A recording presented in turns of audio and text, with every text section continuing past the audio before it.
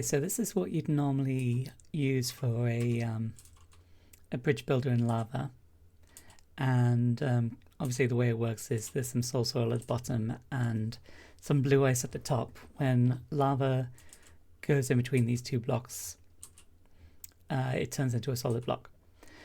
And then you can just attach that to a flying machine, and it just drags it along, and it's okay if lava is being pulled or being destroyed by the column, because it will just flow straight in. Problem with this design is the slime or honey blocks on the bottom, because basically your lava is going to be up to about this kind of level, and so you need 2 deep just for the machine, but really you need it 3 deep, because any blocks which are on that bottom row, like where this is, then it's going to get stuck. So I've been trying to come up with a way to make a machine that does the same thing, but will work in lava that's only 2 deep. And so this is what I have. Now everything from this point to here is just the flying machine attached to it. And as you can see, there are no slime or honey blocks on the bottom. So this will work just completely within 2 deep lava, so the lava would be at that level. So I just fired the note block,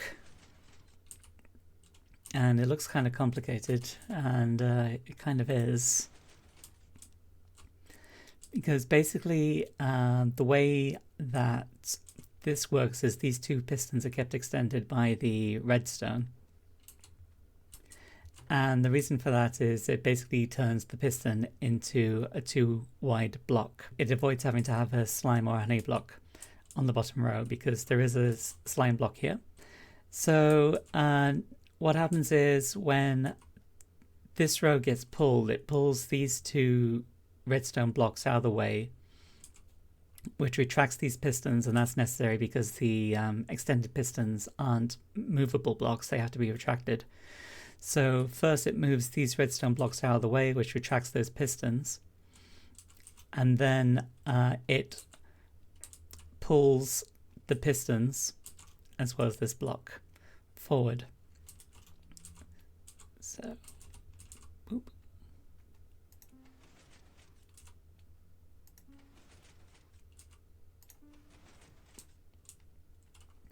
And because there's no slime or honey block here, then the bridge that forms beneath it, forms behind it, doesn't actually get stuck to anything either. So this is really good for a tunnel bore. So if you put a TNT miner on the front, then this can follow behind it and leave a path behind if it's going over a lava sea, as long as you're at lava level. So this is the same kind of machine, just with a different flying machine on the front of it, and you can see it's been forming a bridge behind it. So just tap the note block, it forms a new block of basalt behind it, which doesn't get stuck to anything.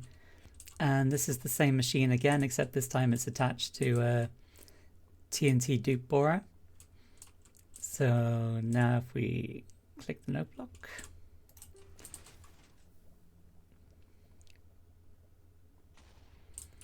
so the TNT is clearing the way ahead while it's also building the bridge behind it.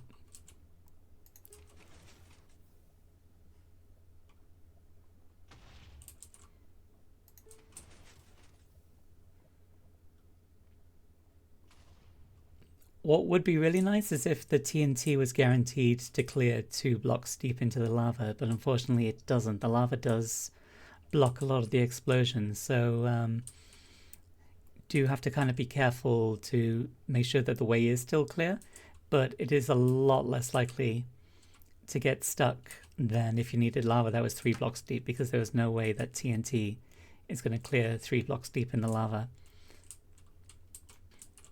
One limitation of this is you are going to need to use a a slow flying machine, so preferably one with a note block, because if you just put this on an automatically running flying machine, you're going to be moving too fast, and there's not going to be enough time for lava to flow into the block to form the new layer of basalt behind it.